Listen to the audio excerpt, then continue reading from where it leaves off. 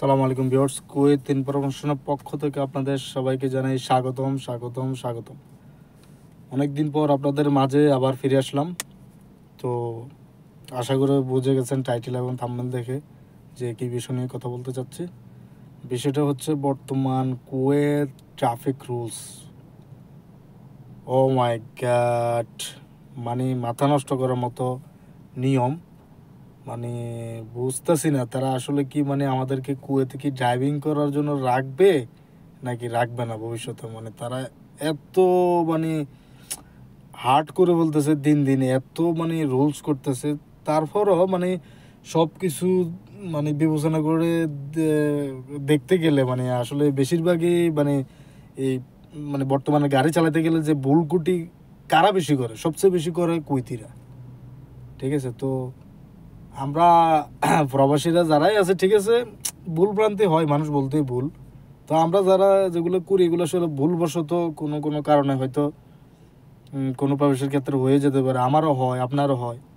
তো এত এত ফাইনের বোঝা আমাদের মাথায় দিছে, এত ক্যামেরা লাগাইছে নতুন, এত সিস্টেম তারা ইয়ে করছে। যাক, এটা ভালো, ঠিক আছে, সবাই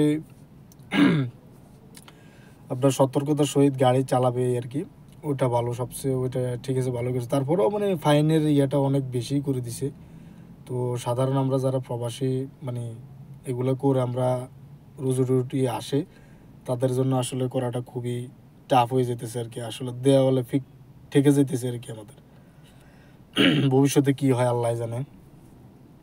তো এই আর কি। তো রুলস হচ্ছে কি, বর্তমানে যে কুয়েতে যে ট্রাফিক যে ক্যামেরাগুলো লাগাইছে আর কি, আপনার উপরে সাইনবোর্ডের উপরে, এই আপনার সাইনবোর্ডের নিচে, প্লাস ইশারাতে, প্লাস আবার রোডে যখন আপনি যাবেন রোডের উপরে টাওয়ারের মতো কিছু কিছু ক্যামেরা ফোকাসে রাখছে।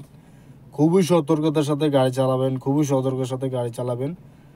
আসলে কি বলবো, একদম চোখ কান নাক সব কিছু যা আছে আরও সব কিছু খুলে রাখবেন, যেন কোনো রকম কোনো ধরনের মিস্টেক হতে না পারে।